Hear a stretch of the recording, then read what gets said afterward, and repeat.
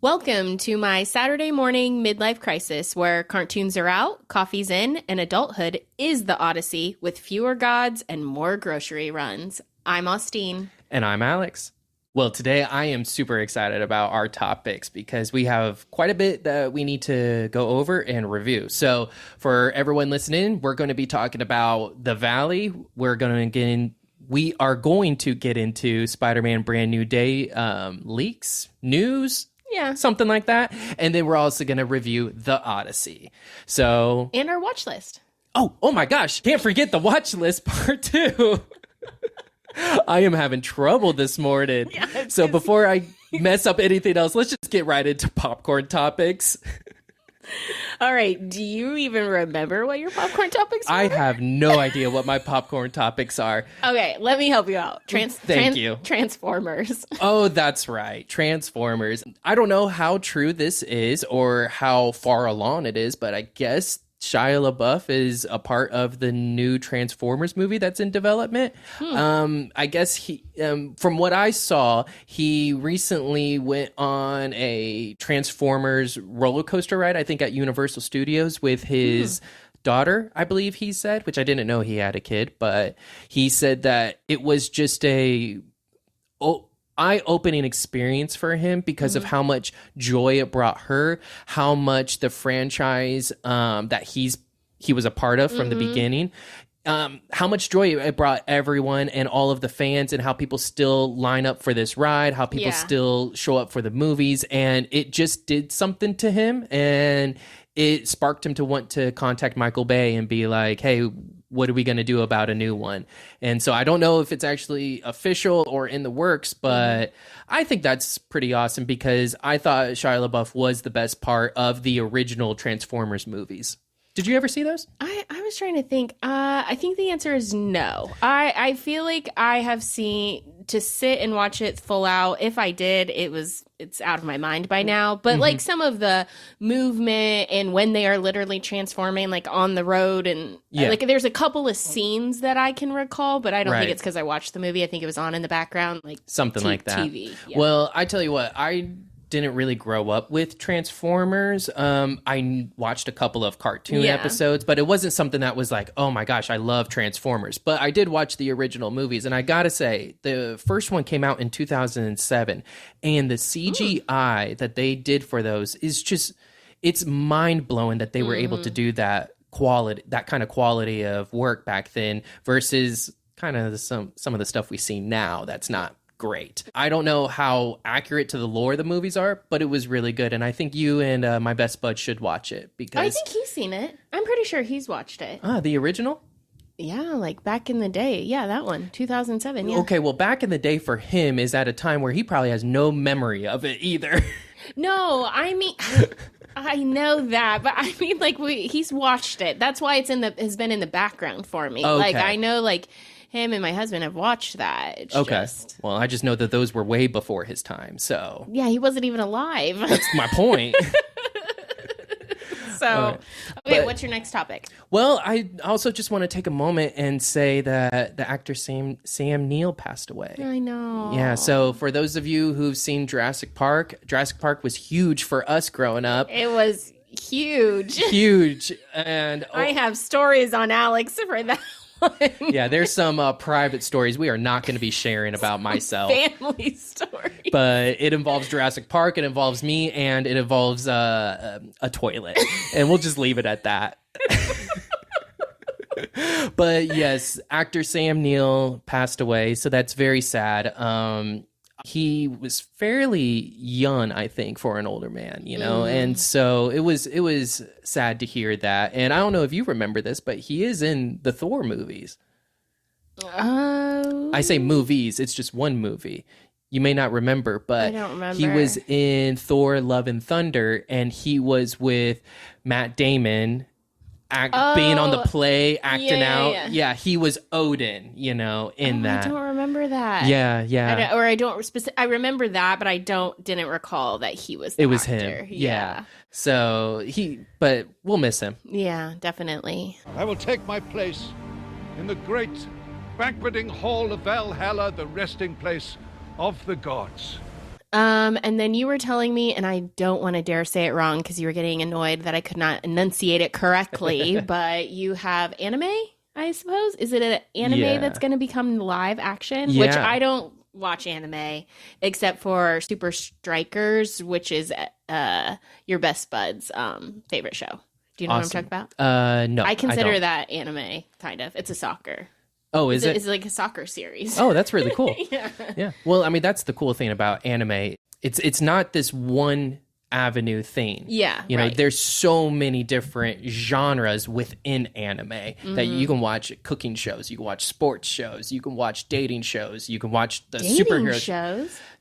Yes, there are dating like drama kind of like TV shows in anime. Absolutely. Oh. Well, then maybe that's where I need to get into it. Yeah, there's a lot of really good love stories and things like that are anime. They're not always these superheroes or them yelling and their heads get real big and stuff like that. It's not always that. All right, what's coming to the screen? What's coming to the screen is the news that's going around is they're making a live action Naruto series. And I am so excited about that because that is my favorite anime of all time. Naruto is the best. There's no anime that is better than Naruto because of the story, the character developments, and the history that they created within that world. It is so well done. I love it so much. And what I'm so excited about is the director for Spider-Man Brand New Day, Destin Daniel Cretton, he's going to be taking on the project. Okay. And another great thing is on Disney Plus, they released this Spider-Man promotion of like, I think it's called Spider-Man Generations, I think is what it was called. I don't think I've seen it. Yeah, it's new, and it's just going over like the history of Spider-Man and all of these different things. And something that I didn't know, they actually brought on the creator of Naruto in here, and they interviewed him because apparently he took a lot of inspiration from Spider-Man villains to make his own villains for the Naruto series. And when he said that, a light bulb just went off of my head and I was like, wow. That's why it's your favorite. Probably why it's my favorite, but also just why the villains and the antagonists in that show are so good. Because I always argue what makes a great superhero story or action series or anything like that. It's not always the actor or the hero. More so, it's the villain. If you have a really good villain, you have a really good plot. Okay, so because I know nothing, is this something where you can see it being a one and done? Because if you say character development, everything, that takes a while. That's a journey.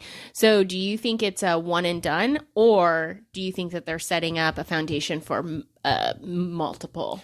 Well, I would hope multiple, but that's where this is going to be very tricky. So for people who maybe like me, very excited about this, we also got to take a deep breath and a bit lower our expectations. And the reason I say that is there's Naruto, and then there's Naruto Shippuden, and then there is a continuation series of his kids called Boruto. And so the thing is you start with him, Naruto, as a kid, as like a well, actually, you see him born as a baby, and then you see him as this 11, 12-year-old kid, and then you see him as this teenager, and then you see him as this adult. You grow up with these characters, literally grow up with them. And put it in perspective, like right now I'm going through Naruto Shippuden to rewatch it just because of all of this hype that's going on, and it's just made me excited to rewatch it. And there's like 9 or 10 seasons of this show, but each season has over 100 episodes. Oh my gosh. So all right, that is not going to be on my list anytime soon. It should be though, because it is incredible. I have too much going on. But don't worry, I can always give you the quick version of it, because in anime there is this concept that we call filler episodes. So episodes that just help keep the season going without interfering with the main storyline. So I can always give you like a quick version. It's still a lot. Cut it down to maybe 45. Maybe 60. Oh my gosh. But we'll see. But yes, live action Naruto, very excited about it. Clearly you're super excited. And it seems like we could make this a whole segment in the future if it turns out to come to fruition. But what else? Is that all of our popcorn? Unless you had anything. My only popcorn is we're at the end of the World Cup. So by the time this is going to come out, we'll know who is the 2026 World Cup champion. Well, I think everyone's pretty caught up on the World Cup. So how about this? Since, like you said, by the time this comes out, we'll know. Who do you want to be the winner? Oh, man. Actually, I don't really care right now. So it's Spain and Argentina. Mm-hmm.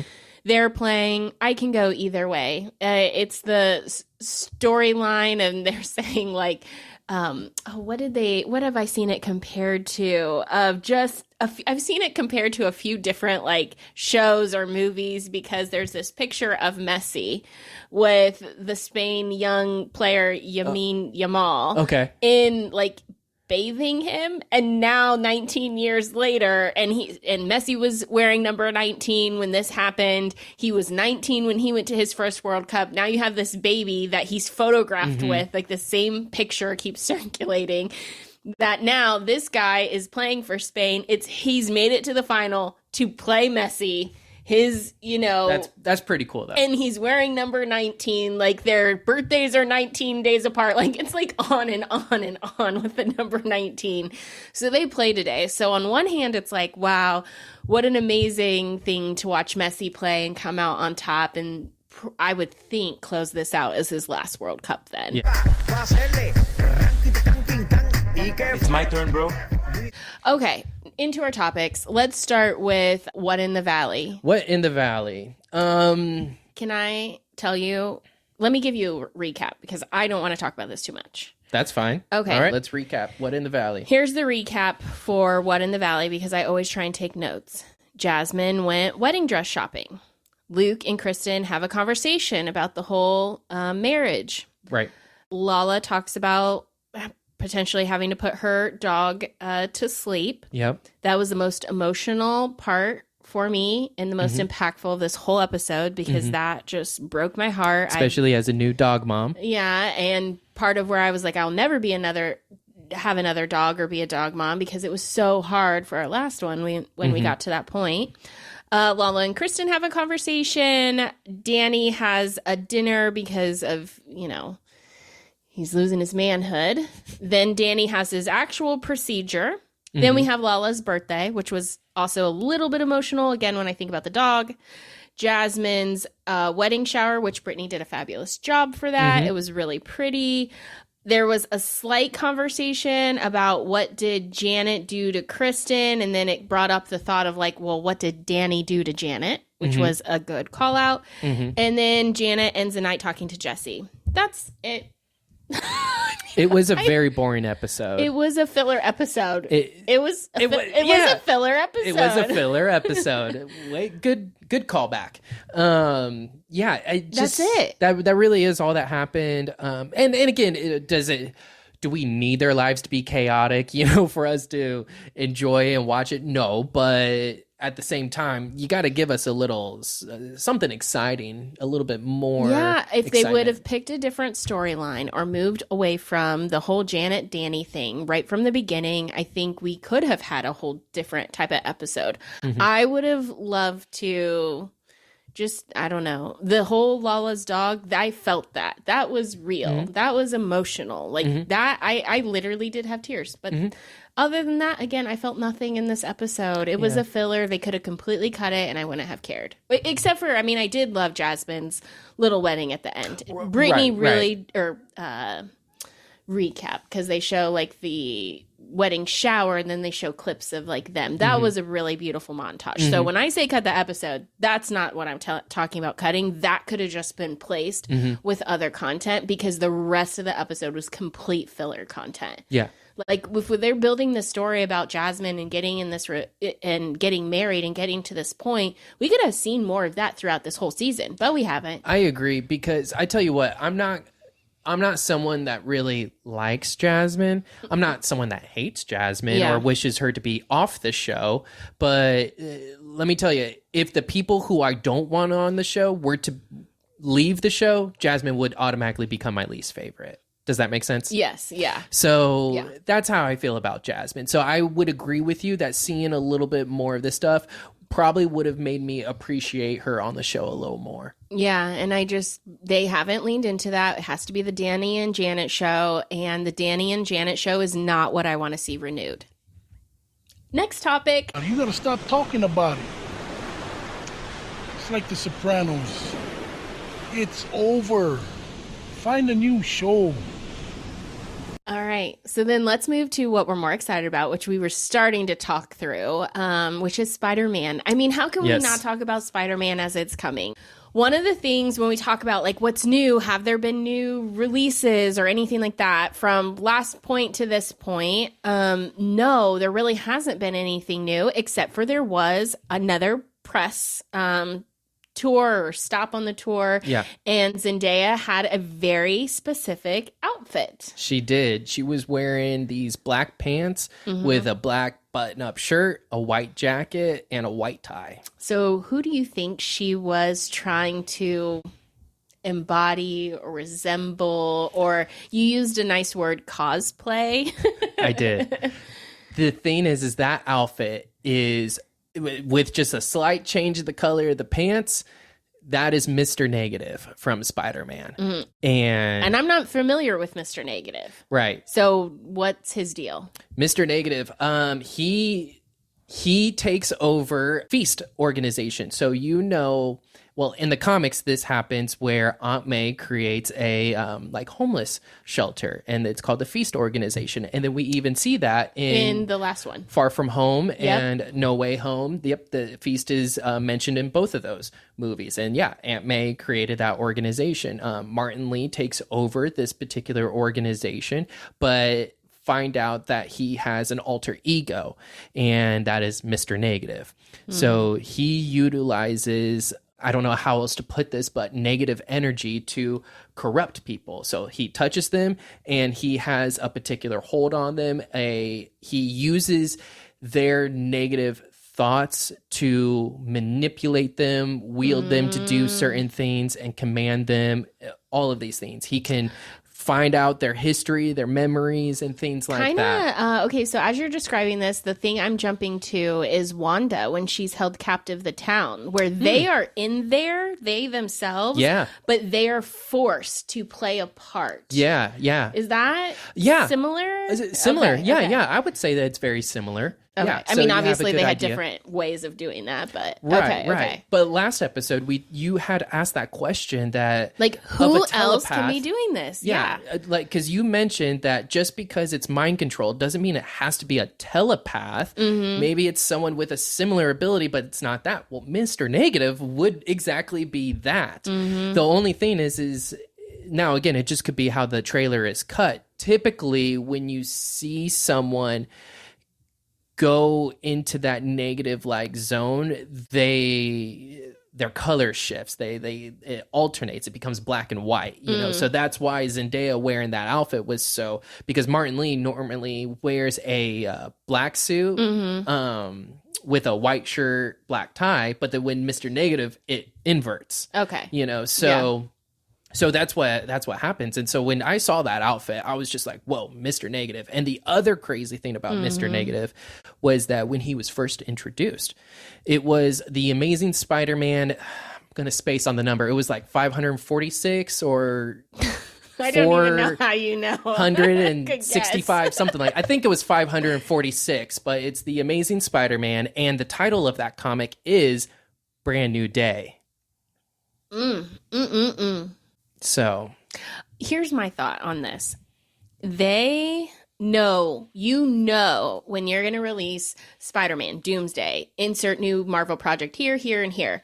The fans are going to create their theories.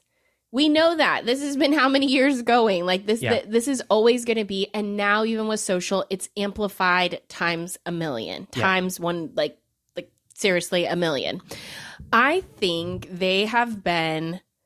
So we're going to rewind and come back to this moment if I'm right. But if we're not, we're just going to erase this from the... We'll delete this episode completely. Delete it. We'll erase it from everything. But I think they have been like, let's have fun with this. We know we're going to have a lot of layers. We know that we're going to introduce a lot of characters. We don't know how long we're Tom Holland is going to continue to do Spider-Man, and that's my thought. Of course, I'm not in the know of all the stuff. Right. So let's just really kind of go for it and really try and do some new things, characters, connections, because we know that he's fighting the Hand, and he's teaming up with the Punisher. Things that we have not seen in other Spider-Man live actions. And I think they've done all this and said, we're going to try and give the fans everything that they want, and we're going to tease them with all of it and just let them go wild. Mm-hmm. And now, as we get closer and closer, I think that they are doing just a couple little things intentionally for course correction so that when it reveals something that the fans, the majority, except for us, because we're on our own lane by ourselves on this island, when they do the course correction and the movie plays out the way we are hypothesizing it could, that people won't be like so shocked. And I think like with Sadie Sink's little touch on her wedding comment that we've referenced in our last episode and on our socials, Spider-Man definitely doesn't crash through the cake at my wedding. What did he say? At my wedding. I think with Zendaya carefully choosing this outfit in this moment right before, I mean, it's only we're 2 weeks out from the release. I think these are intentional. She could have chose this outfit right from the beginning, weeks ago, months ago, and she didn't. She chose it right now. So I feel like there's little like course, like they're putting the bumper lanes around these theories. Yeah. In my opinion, that's what I think that I'm starting to see. Yeah. Now there's still more to this, because there are a lot of Spider-Man villains in this. And something that we haven't talked about yet is Scorpion.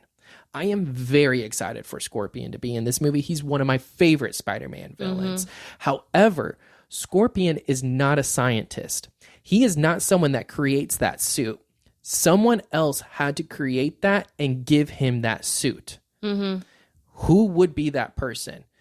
It still wouldn't be Mr. Negative. Mr. Negative wouldn't be that person to create that suit. So I believe that we will still see Miles Warren, the Jackal, in this. Maybe not as the Jackal and maybe not as the main villain, but I believe he is pulling the strings. I believe he is a scientist that is working on a lot of different things, technology, cross-species, genetics, cloning, a lot of different things. I believe he is a scientist that's behind this, and someone we may see full on in a later Spider-Man project. But the main focus will be who he has hired and who's working for him to go after Spider-Man. Which could be Mr. Negative and Scorpion and Tarantula. Yeah. And the other thing is, why is the Hand in this? In the comics, Mr. Negative has his own gang. It's the Demon Gang. Now, I don't believe if Mr. Negative is in this movie, we haven't seen any resemblance of anyone that would be the Demon Gang. What if instead of it being them, it's the Hand that he's working with? And that we're all familiar with. Absolutely. Yeah. And the thing is that wouldn't be too far of a stretch, because Mr. Negative is still very well diverse in like the Japanese culture and all of that stuff. And that's where the Hand, gets all of their lore and things like that. And so I do believe that there can be a tie-in and a connection with the two. So there's a chance that Martin Lee is Mr. Negative in this film. He is taken on the Hand as a personal army to help assist him. And then you have these other villains that are also working for who I believe would be Miles Warren, the Jackal, behind the scenes. That's what I'm saying. There you have it. We will see. Only if you... Not even weeks now. Now we're less than 2. And I am going to be probably so wrong, because these trailers are so misleading. That's probably why it's been very hard for me to actually say what it is that I believe is happening, because they are very misleading. And at the end of the day, if it is Jean Grey, that changes so many possibilities of what it could be. And I don't know. But I do believe Zendaya's costume, or her costume, because that is more than an outfit. That is a costume. But yeah, I think that says a lot. I'm watching you, Wazowski. Always watching. Yeah, that's really all I have to say about Spider-Man now, but let's go ahead and jump into the Odyssey. And I'm very excited to talk to you about this because typically whenever we see something or there's a trailer, whatever it is, even with our new podcast that we have a moment where we kind of talk a little bit. It's just like, oh, what'd you think? Thumbs down, thumbs. It's very hard not to. Absolutely. It's very hard for us not to. But this is the first time where we know absolutely nothing about each other's opinion. Which makes me kind of nervous. Yeah, very nervous. So, but we both seen the Odyssey. We saw it separate. And the only thing we know about each other is that the other person has seen the Odyssey. Yeah. That's all we know. So let's just start off with a rank 1 out of 10 of what you would give it, and then we'll share our thoughts. Okay. And I can never decide like how controversial my ranking would be. and I'm so indecisive. So my ranking is based on one view of this. Interesting. Okay. So like one, like I've watched it once. Yes. There are movies where we've definitely gone to the theater twice with this being so long and just releasing. I haven't gone again, but honestly, if I could go watch it again and take it all in the same kind of like format and everything, I would actually like to do that. So I'm basing it off of one watch and that's it. Yeah, that's it. Yeah. Okay. What would you give it? 1 out of 10. I'm going to say between an 8 and a 9. I give it a 9. And I would need a second watch to really be definitive in my answer. That's why I'm in between an 8 and a 9. Okay. Well, let's talk about the movie. What would you say are some of the highs of the movie and some of what lows of the movie? Okay. As the movie started out, which first of all, there are no spoilers here, even though there's absolutely spoilers. But if you consider this to be a spoiler, you need to go back to high school and read a book. Like, how do people... Yeah, because like I said, I've read it twice in high school. I asked a couple of people, I'm like, well, you know what the Odyssey is about? And they're like, no, I don't really remember. And I'm like, how do you, like...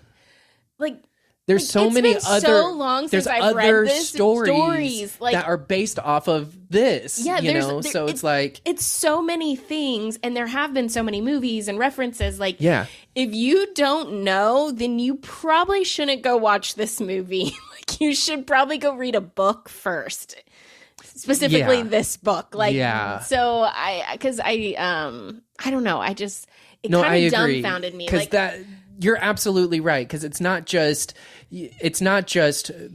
go read the Odyssey specifically, which you should, but it's just go read a book, because clearly you are consuming a lot of, I don't know what media and information but whatever it is, it doesn't even add culture to your insight. Yeah. Like, because even random comedies will make a joke about the Odyssey. And so, like I said, I just was reminded of a DC Batman. Yeah, and he quoted the Odyssey. Ever read the Odyssey? After Odysseus was caught by the Cyclops, he told it his name was Nobody. So when he poked its eye out and its friends asked who did it, all the Cyclops could say was, nobody. Point taken. I don't know what you're watching that doesn't have some kind of culture or layers in it, but whatever it is, stop. Go read a book. Yeah, I mean, just pick up anything at this point, because you probably won't make it through the Odyssey. Anyways, the second thing I'll say is I love this world. Like, this is something that I haven't really dove into or really been in for a very long time. But like Greek mythology, all of the lore here is stuff that I loved growing up. So it's been a minute. Had to dust off some of my, trying to remember it, like going back into those files deep buried in my brain. Even after the movie, my girlfriend and I had to Google a couple of things. It was like, wait, I thought I remembered it this way. Oh, I did. Okay, wait a minute. Oh, I didn't. Yeah. And that is why I feel like I need to watch it a second time, because I should have dusted off my memories before going in. But regardless, here's my take. When it started playing, I had to just like absorb it, take it in. And then as the story continued, I wasn't even probably halfway through where I just sat back and I was like, this is such a beautifully told story.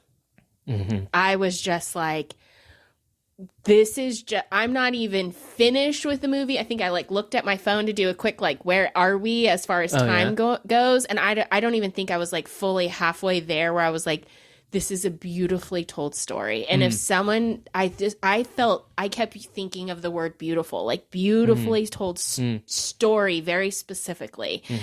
That is like my like big piece of it from the beginning throughout the whole movie, period. Thoughts?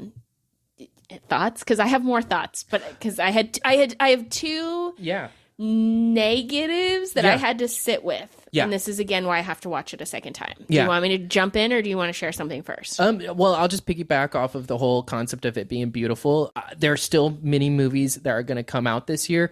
Of course, with Spider-Man and Doomsday, I'm so biased to comic book movies and things like that. Not biased in what I would rank them, but biased in what I would consider to be my favorites. Right. So the Odyssey is not going to be my favorite out of this year, but I will say the Odyssey is probably the best movie that will come out this year. Yeah, and I think that goes to, like, there's all these different genres. Like, I will not ever recap any horror movie because that is not my cup of tea. I will not watch them even at home with all the lights on during the day.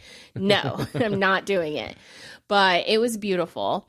When we got to the end and I watched it, there was one thing that was really hard for me throughout the whole movie, and it wasn't till the very end.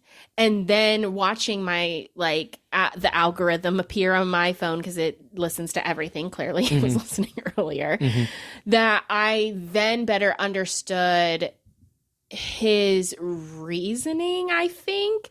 So one thing that was hard is, like, no one had an accent. Right. Everyone was just speaking how they would traditionally talk. Yeah, I mean, minus I would say minus Tom the Holland dialogue. Tom Holland is British. He didn't have a British accent, and they all had like a very American accent. Yeah. So for me, loving this world, I'm used to everybody having a different like accent, dialect in the way that they talk. Yes. So throughout the movie, that threw me off a little bit because I wasn't prepared for it to be this way. So there's that. And if I could piggyback on that, because I did have a particular criticism, and I know my criticism is going to be a very hot take criticism. Okay. But it kind of goes along with what you're saying. But it's with someone specifically. Okay. So go ahead. I believe that because they're using these American accents and they're talking normal and stuff, there was one particular actor or actress that every time they were talking, it was very hard for me to actually believe that they were the person that they were. Who? This is going to be the hottest take probably. Oh, no. I'm nervous. Zendaya. Oh, okay. Every time she was on screen and every time she spoke, I was like, you look like you are being sarcastic. Oh, really? Okay, I didn't get sarcasm, but okay. And probably not. And it probably was just me, but it's just this, she had this smoldering look on her face, you know? She's so good at playing angsty characters that seeing her as Athena, Charlize Theron, that was the one that was with Matt Damon that whole time. I was thinking she would have been a much better Athena than Zendaya. So that's my opinion. Every time Zendaya was on the screen, I was reminded that this isn't exactly the Odyssey. You know what I mean? Yeah. So the second part that I was very much like was throwing me throughout the whole movie was when I think of these movies and when I think of past made movies, Troy, or I think of like, what is it, 3000? That's 300. 300. Wasn't there another one of those? Anyways, it doesn't matter. That kind of movie, The Gladiator, like those types of movies. Right.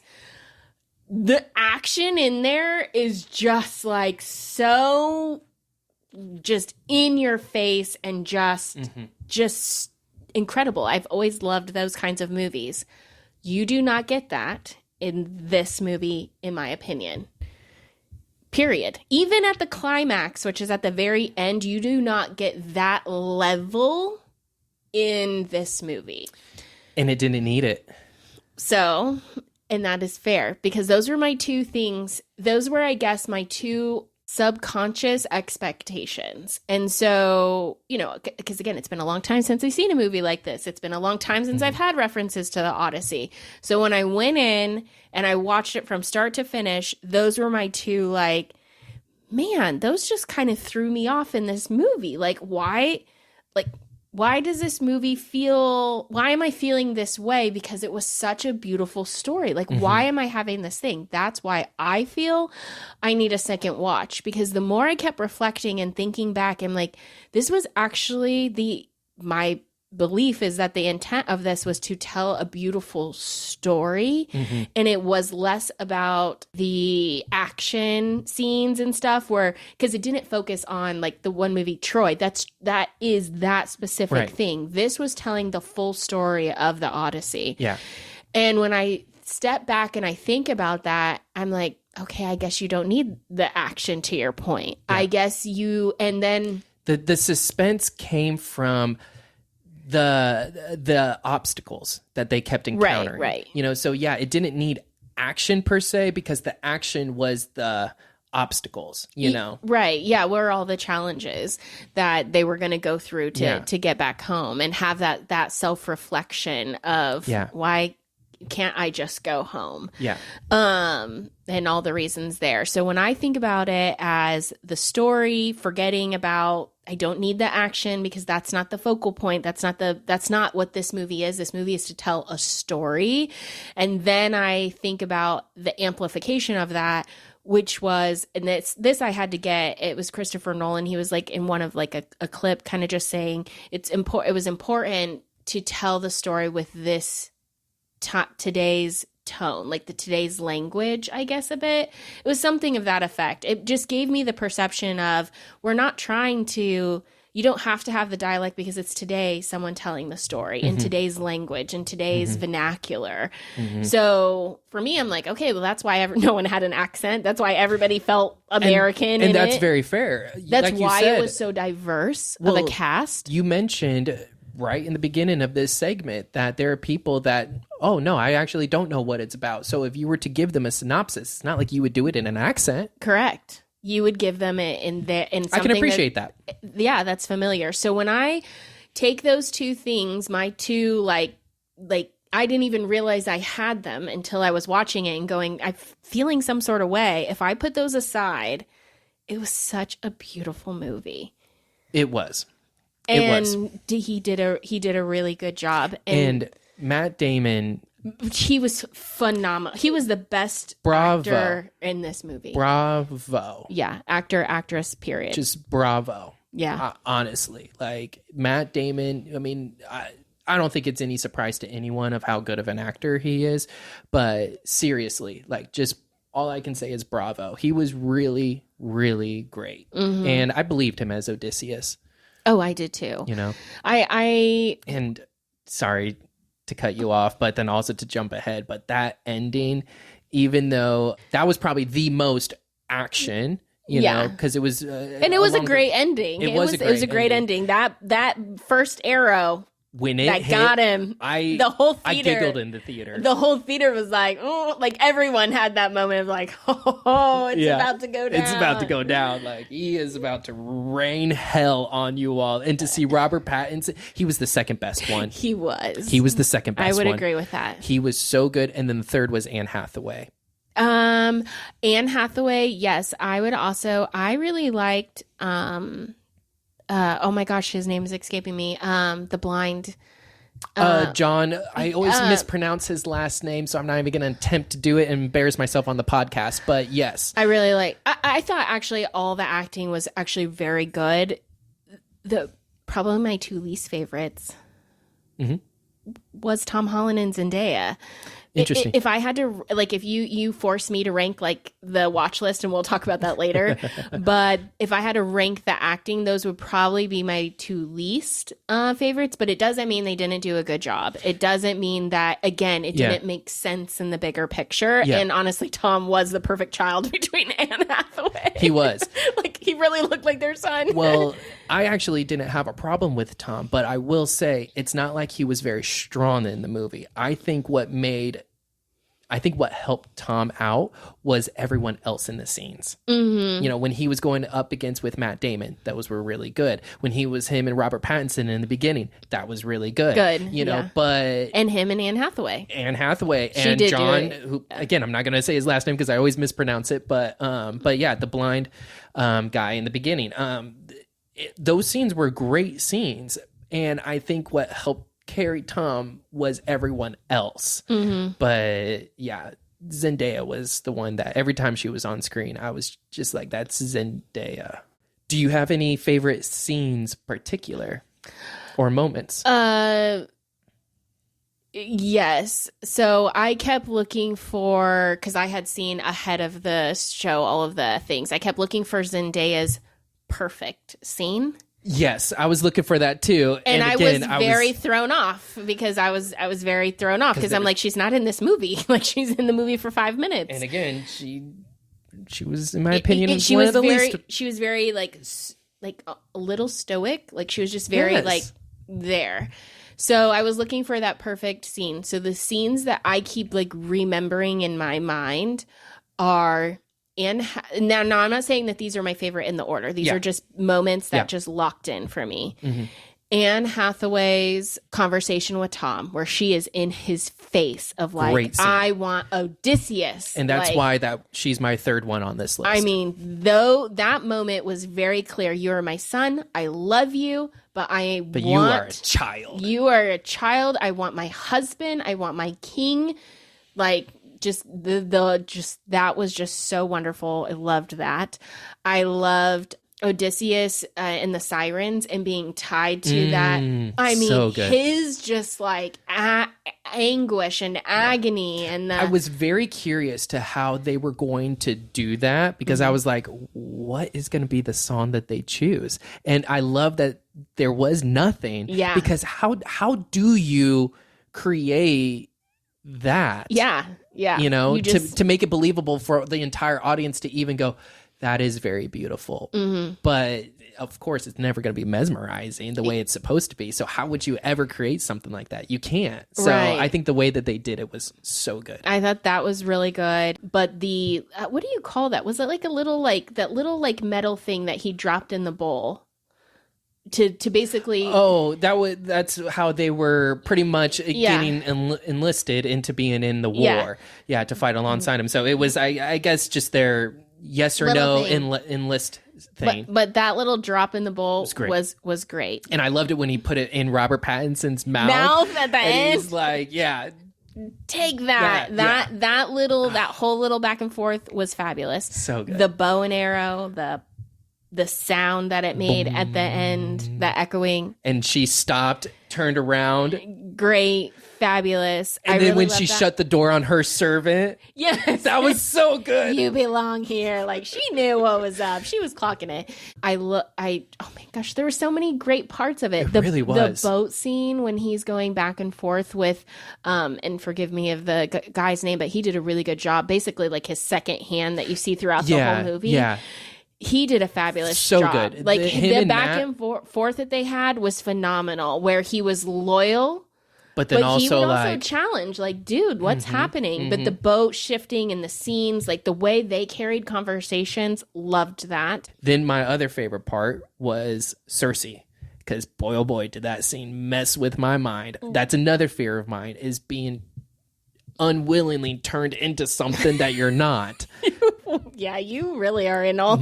You probably don't remember this, but Mom made us watch Jeff Goldblum's The Fly, where he's a scientist and he turns himself into a giant fly. Yeah, I vaguely remember that. It is awful, horrific. That is terrifying. And so that Cersei scene when she turned them into pigs, she's like pulling on their jaw, shaping their heads and stuff. Now, I was able to get through it though because of the way it was filmed and all the close-ups. And just how they couldn't stop eating and they were all turning so red. I was just like, all the actors in there that was really good. It was really good. They couldn't stop eating, but you could see the fear in their face because they realized what was happening. It was such a good scene. Very well done. And then the whole Cersei between Odysseus and him, like, realizing what's going on, him grabbing that raven, and just the whole standstill that they had. It was great. I love that whole scene. And I would say probably the last thing that I have to say that I don't think we've commented on is John Bernthal. Yeah, we haven't talked about him. The moment you And see Helen. him at his, and I guess he said it was his daughter's wedding, and so they were feasting, you know, their dinner. When I saw him in that shot sitting there, I just went, this guy has a presence to him. He just has this presence that is like, don't mess with me, you know, and I loved it. Yeah, That's really it. The whole that we probably could pull out more and more pieces, like when she I could kills do a her, when her twin kills her husband, the that silhouette. giant, that guy. That was like, she got him. Yeah. Don't take my daughter. Like, Right. It was the synopsis for the Odyssey is it was created to tell the story of the Odyssey in a way for today's consumption and understanding. And it achieved that goal.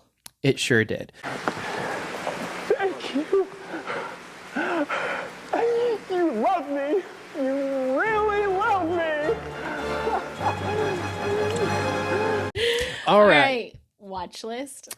The MCU Briefly. watch list. So we're going to get into part 2 now of the watch list. So if you saw last episode, we did part 1 of the MCU watch list where we are going through and we're ranking the MCU watch list leading up to Doomsday. So as I said before, there is a specific watch list that we have online where people can go and watch all, quote unquote, all Marvel projects that lead up to Doomsday, help you understand the sacred timeline, help you understand the multiverse, and get familiar with all of these characters that potentially are going to be in Doomsday and then next year's Secret Wars. Yep. So we're in part 2.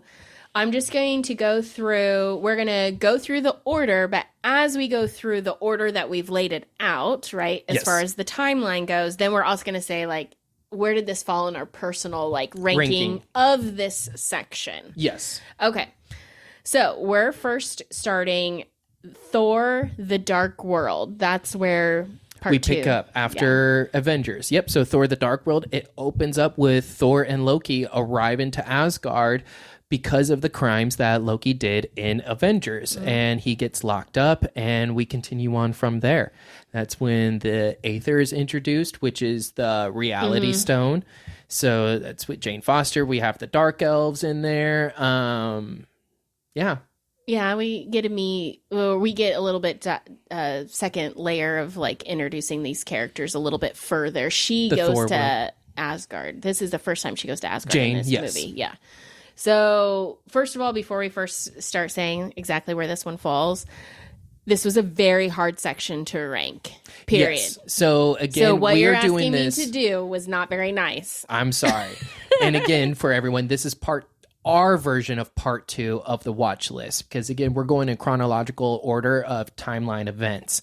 And there are 10 movies or 10 projects within this particular section. So is 1 through 10, and we are putting them in our own order. So Thor, The Dark World, where did that fall on your list? 8.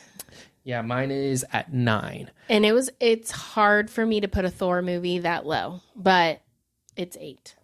Yeah, not because I don't enjoy the movie. A lot of people really don't like Thor: The Dark World, and that's fine. I'm not going to sit here and try to convince you it's a good movie, even though I do believe it's a good movie. But even though I think that, it is 9 on my list. So I also understand if it's not other people's favorites. Yep.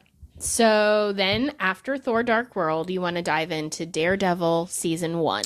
Yeah, that comes next in chronological order. In my opinion, it does. And the reason I believe so is because you also got to look at the timeline and the seasons of what's going on. And we're in the fall time. We're not quite towards winter yet, which is where we'll get into the next project because that's Christmas time. But anyways, yeah, we're on Daredevil Season 1. Right here. What's Introduction your of Daredevil. Introduction of the Kingpin. Love him. Kingpin's incredible. But yeah, we get Foggy and all of the main cast of Daredevil. We get Karen.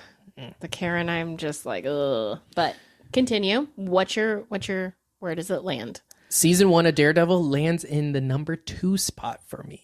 Oh, okay. I put it pretty high. I am also a very biased Daredevil fan. He's one of my top superhero favorites. So that makes sense that it landed. It is 4 for me. It's still pretty high. It's still pretty high. You had told me from the beginning you need to watch Daredevil, and it took me a while to watch it. Many years. Yeah, but it took me a while to watch it, even though I did watch Daredevil season 1 not too far after it came out.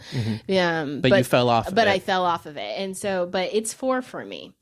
So after Daredevil season 1, then we go to Iron Man 3. Christmas time. Even though it's in California, people don't realize, they may forget it's a Christmas movie, but it is a Christmas movie. All right. Yeah. And there we meet, and he pops back up basically Tony loses his way during this movie. Yeah, he has panic attacks because he's remembering of traveling through the black hole, which I'm like, okay, whatever. I think it's a weak one, and this is where Disney started getting involved, because what they were doing is they were trying to adapt. Because Iron Man's biggest villain in the comics is alcoholism. Mm-hmm. That's his biggest enemy, and that's really what they were trying to kind of mimic, but Disney wouldn't let them do this like alcohol kind of like aspect, because again, it's, a lot of kids are seeing these movies and stuff, which I get, but then I say, then just leave it out. And they just turned it into anxiety. They did, and I just find it very hard to believe, because like I said, I had a kind of a little bit of anxiety myself this week, and it takes me a while to like calm myself down when I have one of those. And to see Tony, I guess, go from one movie being this cocky guy, the next movie being this cocky guy, the next movie he is now having these panic attacks, and then he's back to being this cocky guy. Like, it's just it felt very random, out of place. I didn't really care for it. And then I was so excited for Iron Man 3 when it was coming out, because I am probably one of the few people that is a fan of the Mandarin. And oh yeah, I forgot. You were at the theater with me because you surprised sister and I out when we lived in Colorado. Oh yeah, because that was for her birthday. Yeah, and so you flew out and surprised us. So you were with us when we saw that movie. I was pissed at that movie. I was so they mad. really didn't do that justice. No, they did a terrible job with AIM. They did a terrible job with the Mandarin. That character they end up saving, in my opinion, in Wonder Man, but we'll get to that later. But yeah, that's number 10. That's my number 10. That's where that was. Awesome. I rewatch Iron Man 3 when we are rewatching movies. I do not go back to that movie. I'm not like, hey, let's turn on Iron Man 3. No. Now, I've never said that. For the people that though want to tell me that it is a great movie and I need to be less harsh on it, listen, I do put it on during Christmas time. I don't absolutely despise it. I love superhero genres. I love comics. I love all that stuff. Even if it's not one of my favorites, I'm still going to watch it if I'm in the mood for it. It's okay. It's 10 out of this section too. So, it's I mean, probably one of the least in all of it for me. This section is pretty hard though. Okay. So after Iron Man 3 in the watch list, we move to Jessica Jones season 1. Season 1, Jessica Jones. And in the rewatch, the reason why this is important is because this is an example of a show that I did not watch. So I was completely brand new, and introduced to Jessica Jones just a few months ago. Yes. Now, I will say this is probably a quick moment for me to quickly touch base on this. In our watch list, I only have us watching season 1 of Jessica Jones. I don't have us watching the other seasons. Not because the other seasons aren't good. They are good. They're not as good as season 1, in my opinion. So I feel like it progressively gets a little worse, but they are still good, and you should watch them at some point. And anyone else who wants to watch it, I do encourage you, because they are good. But you just need to get to know Jessica Jones, because it seems like well, seems like we saw in Born Again season 2, she comes back. So it's good to have an idea of who she is. But with Doomsday coming up so close, so much stuff you have to watch. There's things that we had to eliminate. And season 2 and 3 were those of Jessica Jones. So Jessica Jones, what I was excited was that she's a female, private eye. I love a good detective kind of show. And Jessica Jones was really good, but it was too many episodes for me with the same thing happening. And I just was over it. I needed a few less episodes and it probably would have ranked higher for me. Okay. So Jessica Jones for me ranked at number 9. Number 9. I put Jessica Jones 7. Okay. So, and again, it's just, I wanted to love it more than I did. Oh, That's man. where it came from. This is a wild start, because now that I'm realizing it, part 2 starts off with my lows and then one high. That's not a really good starting point. Yeah. All right. So in the watch list, after Jessica Jones season 1, then we go to Captain America, Winter Soldier. Winter Soldier, where we are introduced to the Winter Soldier, or I should say reintroduced to Bucky Barnes. Yes. And that was just a really great movie. Very great movie. I'm very sad that they didn't lean into the Black Widow Captain America relationship, and because I felt like their flirtiness, will they, won't they kind of thing, her even trying to set him up with other people, I just thought all of that was just so fun, and I would have much rather have seen them lean more into that than see Bruce and Natasha in Age of Ultron, which we'll get into later. But yeah, it was fun. But Winter Soldier, great. Amazing action. You learn more about Hydra. You get name drops of Doctor Strange in there. You get the introduction of Falcon, which I love this version of Falcon. So all of it was great. I put it at number 5 for me. I put it at 3. I really loved it. Yeah. It was a really good, like you said, action. Yes, yes, yes, and yes. Yeah. Good Now, movie. I do got to say, it is 5 for me, but I got to just throw this out here because Winter Soldier is a lot of people's favorite MCU movie, like a lot of people. And I respect that. I'm not the biggest Captain America fan, though. So that's just what it comes down to. Again, I have so many comics. I have so many stories of all these characters that my love for them is beyond the MCU. So even though the movie's really good, I'm just not a big Captain America fan. Well, and I think, again, we're just talking watch list and just our ranking within this section. Yes. So after Captain America, Winter Soldier, then we go to Daredevil season 2. Season 2. Introduction of Punisher. Yes. This is my number 1. Okay. This is number 5. I mean, the thing is when I'm looking at the list, this list of in here, Daredevil is the only superhero character that's in my top 5 of all-time favorite superheroes. So I'm very biased when it comes to Daredevil, and I love season 2. I love season 2. I love what they did with Punisher, the introduction of that. I love the Irish Mafia. I love the Kingpin and Punisher in jail. I love Matt in the courtroom. You actually see Daredevil, because this we're going into not him in his vigilante suit. Now he's in his Daredevil suit for the entire season. So we get that for the whole show, and I love it. It's a great show. It's 5 for me, but again, because this is such a hard thing to do. So after we are in Daredevil season 2, then we jump to Guardians of the Galaxy, and I love the first Guardians of the Galaxy movie. It is one of those movies that I would give it 9.5, close probably to 10. I probably wouldn't even.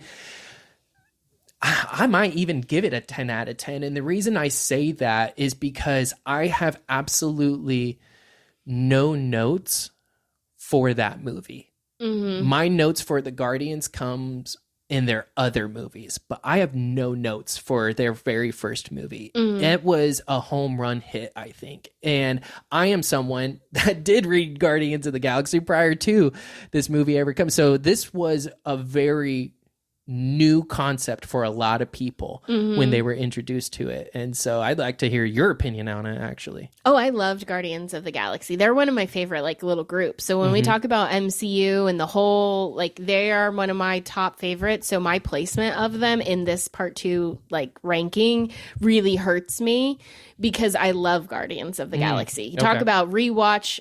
Give me a whole movie marathon of Guardians of the Galaxy and I will be so happy. Yeah. Loved all the characters, love all the casting, love the dynamics of them working together and unfortunately sometimes working against each other and just how it goes. Loved everything about the Guardians of the Galaxy. And we again start setting up more of what's happening in the timeline. So, and in more introduction to space and the universe outside of Earth, which is really important to the fuller picture. Absolutely. It's number 3 on my list. Oh, see, and I would have loved to put it higher, but it is 1, 2, 3, 4. It's 6. Why didn't you number 2, this? 3, 4, 5, 6. Because I like to make things complicated. It ended up being 6. Oh, that is too low for Guardians, in my opinion. Too low in comparison to everything else in this section. But okay. All right. It hurt me. Okay. It hurt me to do that. Okay. I think But Austine has some bias. I put Daredevil up high. Yep. Okay. Okay. Next. All right. Okay, so after Guardians of the Galaxy, season 1, then we go to Punisher, or Guardians of the Galaxy, period. Then we go to Punisher, season 1. Yes. Absolutely. And that's after you just said in Daredevil season 2, we're getting introduction to the Punisher. So then we take a moment, we watch Guardians of the Galaxy. Get a good laughter because you need a good laughter. Before you go into Punisher season 1. Because, you really get to see the Punisher and his And that's backstory. another one I was trying to get you to watch for a while. And I did not watch the Punisher. And he's one of your favorites now. He's one of my favorites. Do you want to guess where he ended up in the list? Is he number 1? No, he's number 2. Number 2. He's number 4 for me. It was for sure number 2. Like, I love him. Frank is awesome. He's phenomenal. He's great. And even I'm not a gory person. I don't like things like that, but I will watch this. I love it. Absolutely. Season 1 of Punisher, great. Again, unfortunately, the other seasons of Punisher is not in this, but I do recommend that you go watch it because his whole show is really good. It's just, again, there's so much to watch and you got to do what's important. And of course, the introduction of the characters are important. So you got to see those. And especially, again, ahead of Brand New Day. I mean, if you haven't watched The Punisher before Brand New Day, I mean, first of all, what are you doing? Yeah. Second of all, you need to know who he is before you get to the movie. Otherwise, you might, I mean, we don't know how it's going to play out, but you're going to be a little lost. And at least watch this and at least watch One Last Kill. Absolutely. So, which is not in this section of the thing, but just a reference. All right. After Punisher season 1, then we go back to Guardians of the Galaxy volume 2. And again, I do this specifically this way in this chronological order because I think after watching Punisher, you need a break, you need something a little bit more lighthearted, to get away from all that gore and stuff like that. But again, I do it this way because one of the things that people usually ask is like, where is the help? Where is the support? But that's why I keep, we were just in space. Now we're back on Earth. Now we go back to space. It helps space things out and it helps make it believable that there can be two things happening at the same time. Right. And good references. So unfortunately, this also hurts me to place them where I place them, but I did put it at 7. Guardians of the Galaxy Volume 2 is 8 for me. And it is, in my opinion, one of the least. And this is where we find out he is a god. Yes, which is... So this is where... And I didn't love this movie as much. Even though I love Guardians, I didn't love this one as much. Yeah. And I think they made too many changes. Ego is not Peter's dad in the comics. I do not like that we had Baby Groot. Everyone loves Baby Groot. I love Baby Groot. I do not like Baby Groot. And the reason I don't like Baby Groot is because one of the things that I was so impressed with that they did in the first Guardians is they did the concept where Groot, quote unquote, dies, and then they take a piece of him and they planted him in a pot and he was growing back. that should be the same Groot. It should not be a different Groot. Groot's ability is he can regenerate. As long as you have a piece of him and you play him, it's the same Groot. And he comes back full size. So that's why I didn't like the concept that it's not even the original Groot from the first Guardians. Now it's a whole new Groot, technically. And it's taken him a long time to grow and stuff. But for commercialization, it was a good move. They They knew what they were doing on money. that. They made money off of Baby Groot. They sure did. But yeah, I was just like, wow, how do you go from such just a perfect comic adaptation to you made a lot of changes, and that just didn't sit well with me. No, and see, for me, I love Groot. I love Baby Groot. Yeah. But the best part of that whole movie was Yondu's death. Not because I don't like Yondu, but because it was just so moving, emotional, and just, he wasn't your daddy, boy. Like, it's so good. It was very good. And that's why it hurts me to put it as low as I did, too. So, all right. Well, to round out part 2 of the watch list, we end with Avengers Age of Ultron. Yep. And it's a 6 for me. I put it on the 6 of this. Now, Age of Ultron, it was a really good movie, very solid movie. It's just they kind of weakened Ultron a little bit. I don't like that they gave him a movable jaw, a movable mouth. Okay. I did not like that. It's very weird for a robot to be punctuating with a mouth. Punctuating. Or I don't know what you would say. I don't know. But movement. Yeah, exaggerating that exaggerating movement with their mouths, having facial expressions. I just don't like that. Man, you're so picky. Okay, go ahead. Say it. Well, we get Vision. Let's say the one that you really want to say. We get Wanda Maximoff. There you go. And then we get her brother. Yes. Pietro in this version. It's 1 for me. I knew it was going to be 1 for you. I knew it was going to be 1, and it's 1 because Wanda's in it, isn't it? Yeah, I think any of my rankings really don't matter. It's really like who I like the most. It's really less about the movie, and it's just what are the characters that I love. I mean, I ranked it as basically I get the introduction to Wanda. Second, I have the Punisher. Yeah. 1 and 2. That was like how I ranked it. And then everything else felt really just how did I like the movie and the season. Fair. And then you have Daredevil season 1 and season 2 because you have the Kingpin. So I'm very biased in my ranking. Hey, I get it. I mean, season 1 and 2 of Daredevil are my 1 and 2, and he's top 5 characters for me, so I get it. But yeah, Age of Ultron, it's a good movie, solid movie. Aside from the critiques of Ultron, I don't really know what else I would critique. You get the introduction of Wakanda, not exactly Black Panther or his where he's located at, but you do go to Wakanda, so you start putting all those breadcrumbs, the Easter eggs out there to help build the bigger picture. And then we get Thor's vision, which is Ragnarok, but also the Infinity Stones. And we actually learn about the Infinity Stones in Guardians and leading up to this, but we get more information and that something bigger is coming. And then the end credit scene for this, you see Thanos. Well, you see Thanos twice in this because he's in Guardians and then, he's in Age of Ultron. Yeah, this is a very, when we think about for Marvel in general, this part 2 of our watch list is foundational to the 10-year whatever saga for the MCU. But then it also is important as almost a catch up to where we are present day, like literal timing of movies coming out. Right. Punisher: One Last Kill just came out. You just referenced The Hand. We know The Hand is going to be in Spider-Man: Brand New Day. Yeah. We just saw Jessica Jones again. In Born Again. So when we think about what's coming and hot now, part 2 watch list is actually very relevant if we just take a moment and take a step out of like what's coming out present day. Weird. I think so. All right. I'm hungry. Me too. You getting me lunch? To be determined. That wasn't a no. All right. Well, be sure to check us out. We are on all of the social media platforms. You can follow us at Austine and Alex. We are on Facebook, Instagram, Spotify, YouTube, and TikTok. Yeah. All right. Well, check us out next week. We're getting so close to Spider-Man Brand New Day. Yeah, we'll probably talk more about Spider-Man Brand New Day, and then we'll go into part 3 of our watch list, and we'll probably have more to say about other things as well as the week goes on. All right. Take care. Bye. Take care. Bye.